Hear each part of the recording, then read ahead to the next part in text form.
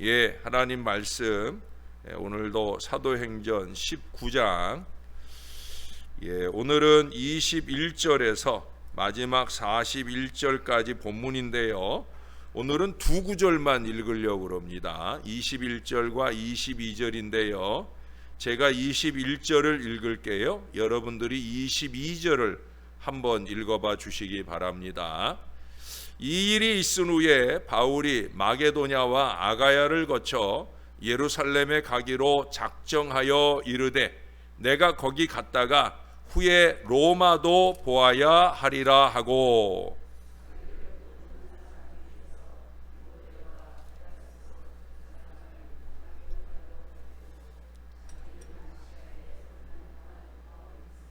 아멘.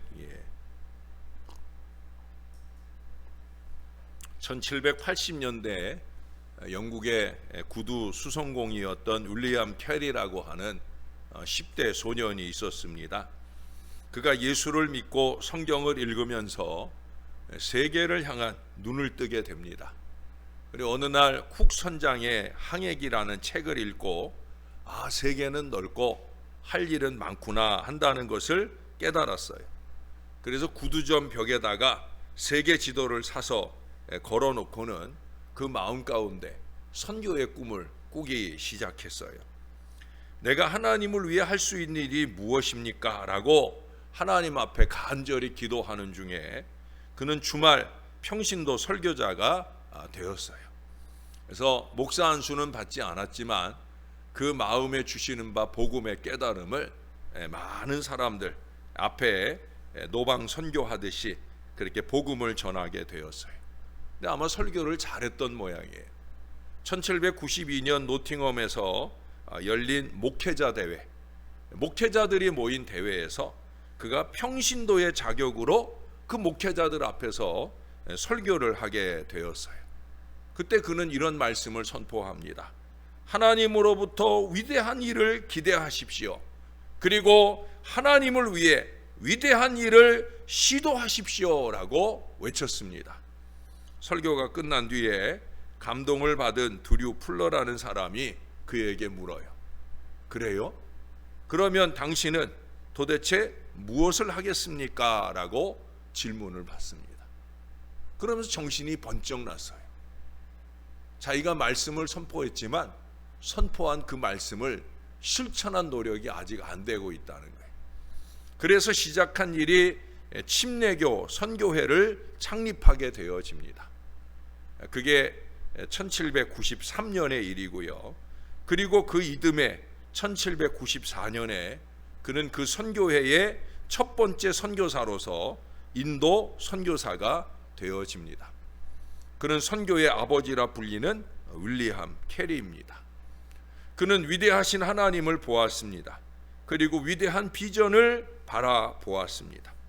여러분, 하나님으로부터 위대한 일을 좀 기대할 수 있기를 바랍니다. 그리고 하나님을 위하여 위대한 일을 시도해 보시지 않겠습니까?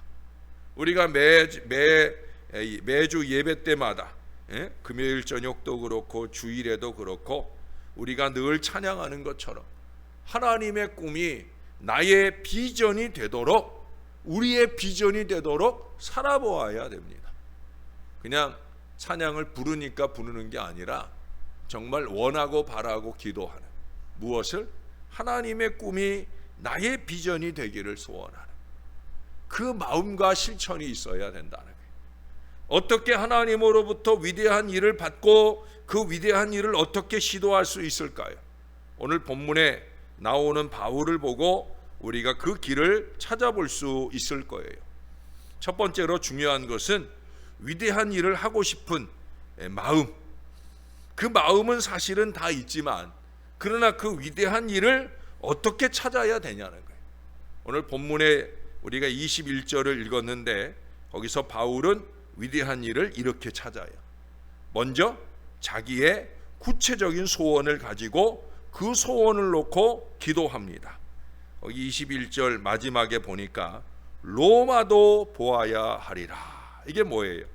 로마에 가겠다라는 이 소원이 그의 마음 가운데 품어지더라는 거예요. 그리고 그는 이 일로 인하여 하나님 앞에 열심히 기도하는 중에 하나님의 허락을 받게 되어집니다. 그 소원 위에 하나님은 사명을 부여해 주셨다라는 거예요. 그 하나님이 부여해 주실 때 비로소 비전이 되는 거죠. 먼저 필요한 건 뭐예요? 꿈을 품는 거죠. 하나님, 로마도 보고 싶어요. 그 마음의 꿈을 품을 때 하나님이 그 꿈을 비전, 하나님이 주시는 비전이 되어지더라는 거예요. 오늘 본문은 바울이 로마에 대해 전도 비전을 가진 걸 먼저 보여줍니다. 그리고 그 꿈을 하나님이 허락해 주셨다는 거예요. 이 놀라운 일을 이제 사도행전 말미에 시도하게 되어지잖아요. 27장, 28장에 보면 바울의 로마 전도 여행의 과정과 사역과 내용들을 자세히 열거해 주고 있어요. 여러분, 로마 전도가 얼마나 기독교 역사에서 위대한 일인지 아십니까? 바울이 괜히 이 꿈을 꾼 게 아니에요. 모든 길은 로마로.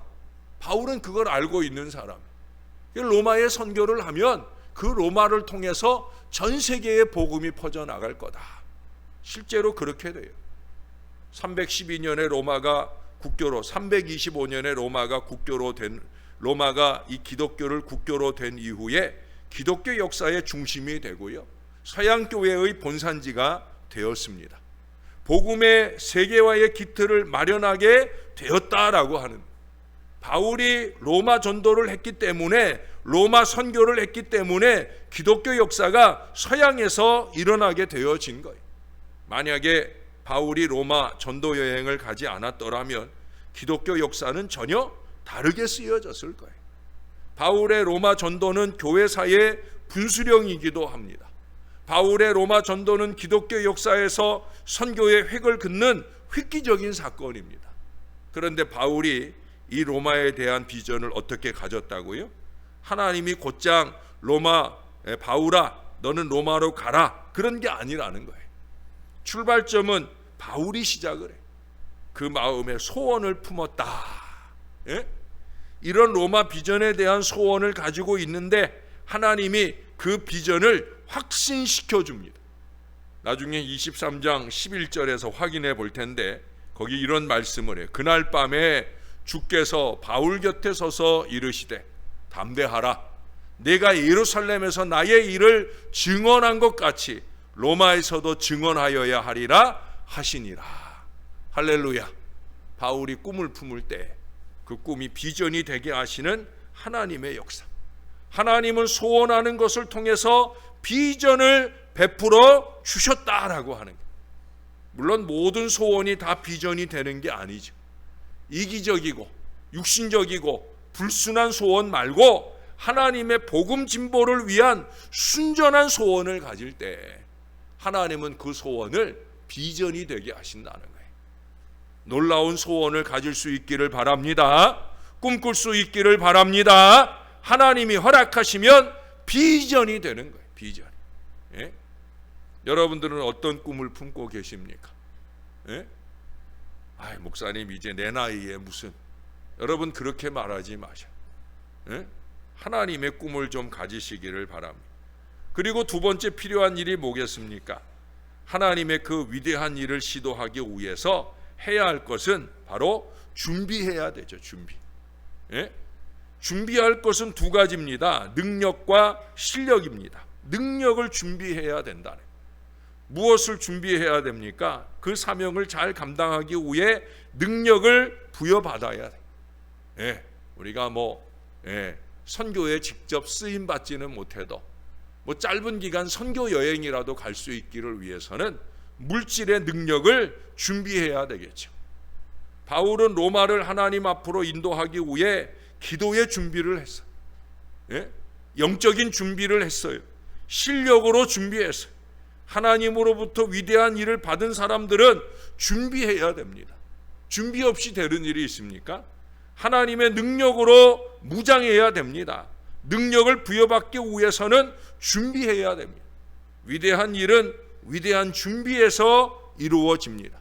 하나님은 준비된 자를 그때부터 사용하시는 거예요.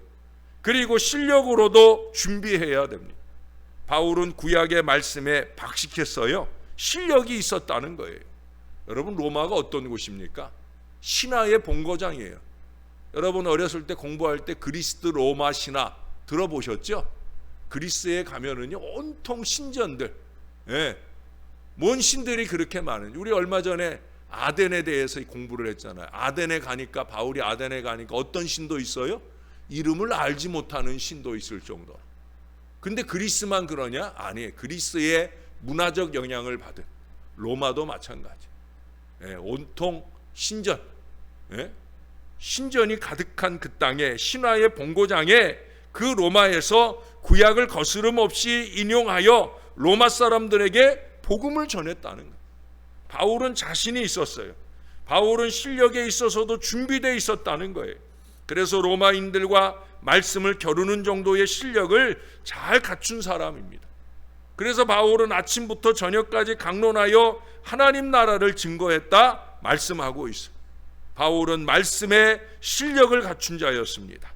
가르치는 자로서 실력으로도 준비된 사람이었다는 거예요. 준비된 사람이 하나님의 일을 할 수 있습니다. 실력으로 준비된 사람을 하나님이 사용하셔요. 사랑하는 여러분, 말씀과 기도의 실력을 갈고 닦으시는 새벽 용사들이 되시기를 주님의 이름으로 축원합니다. 주님이 매일 아침 우리들에게 아유, 너는 맨날 그 기도냐? 라고 말씀하시는 사람이 되면 안 된다는 거예요. 좀 기도도 발전하고, 기도도 깊어지고, 기도도 달라지고, 기도의 실력을 갈고 닦아서 하나님께서 쓰실 만한 믿음의 기도 용사가 될 수 있어야 된다는 거예요. 한 가지만 더 꼽자고 하면 제일 중요한 거예요. 여러분, 위대한 일을 어떻게 실천할 것인가? 하나님의 위대한 일을 실천하기 위해서는 하나님과 동업을 해야 돼. 누구랑? 하나님이랑. 김용준 목사랑 동업하는 게 아니에요. 하나님과 동업해야 돼. 이게 제일 중요한, 아주 중요한 진리입니다. 나 혼자서 모든 것을 다 할 수가 없어요. 내 능력만으로 위대한 꿈을 성취시켜 나갈 수가 없다는 거예요. 왜 우리가 기도합니까? 하나님과 동업하려는 거죠. 하나님과 함께 하면서 일을 성취해 나가야 되는 거예요. 하나님과 함께 믿음으로 걸어가는 것입니다. 여러분, 우리가 아까 불렀던 찬양을 보세요. 다 나의 놀라운 꿈을 누가 이루어 주셔요? 하나님이 이루어 주시니까.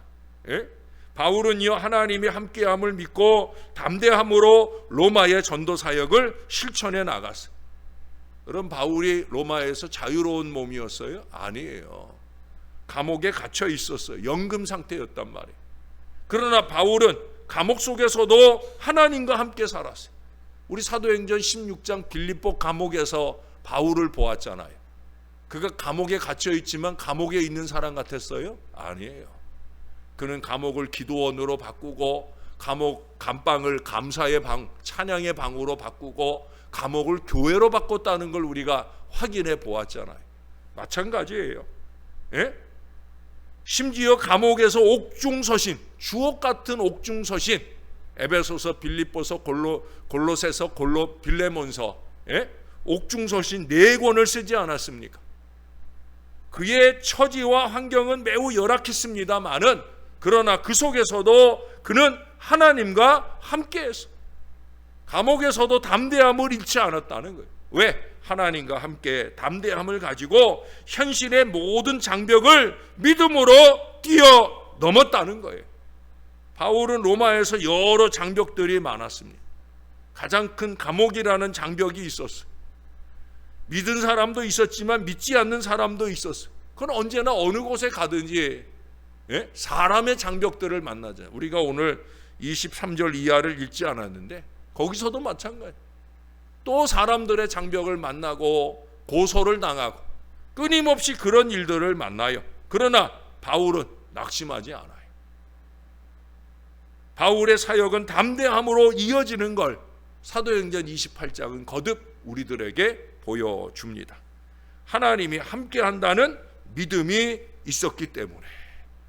그래서 마지막 28장 31절에 보면 담대히 하나님 나라를 전파하며 주 예수 그리스도께 관한 것을 가르쳤다라고 말씀해 주고 있어요. 우리가 잘 아는 빌립보서에 보면 옥중 서신이잖아요. 그 옥중에서 쓴 서신 가운데 그는 이런 고백을 우리에게 들려주잖아요. 내게 능력 주시는 자 안에서 내가 모든 것을 할 수 있느니라. 할렐루야. 내게 능력 주시는 자가 누구예요? 하나님이에요. 감옥 안에 있는 것이 아니라 그는 그보다 하나님의 손 안에, 하나님의 품 안에 있다. 그러니 모든 것을 할 수 있다는 믿음의 선포를 하고 고백을 하고 행동을 했던 거예요. 사랑하는 여러분, 위대한 일을 실천하는 데 있어서 나타나는 것은 현실적인 장애물들입니다. 현실의 벽을 높아요. 현실의 벽은 높아요. 또 장애물이 이런 장애물도 있어요. 이런 장애물도 있어요. 장애물 들이대기를 좋아하는 사람들이 있잖아요. 예? 장애물을 함께 부셔주는 사람이 아니라 자꾸 장애물을 갖다 대는 사람들이 있잖아요. 참 힘들어요. 예. 그러나 그 사람들하고 동업하는 게 아니라 하나님과 동업하는 거죠. 그때 필요한 것이 뭐예요? 지혜요, 믿음입니다. 바울은 하나님으로부터 계속해서 지혜를 구하면서 사역에 임한 것을 볼 수 있어요. 미련 무지한 사람들과 일하는 게 아니라 하나님의 지혜로 일하는 거죠. 가끔 담대함은 있는데 지혜가 없어서 일을 그르친 경우가 많아요. 현실적인 장애가 위대한 일을 가로막는 때가 얼마나 많은지 몰라요. 이때 지혜가 필요합니다. 믿음은 현실의 장벽을 뛰어넘어야 됩니다. 현실은 사단의 속임수입니다. 현실의 벽에 속지 마십시오. 현실이 진리가 아니에요. 예? 현실적인 문제점들을 들이대는 게 진리가 아니란 말이에요. 믿음이 진리예요.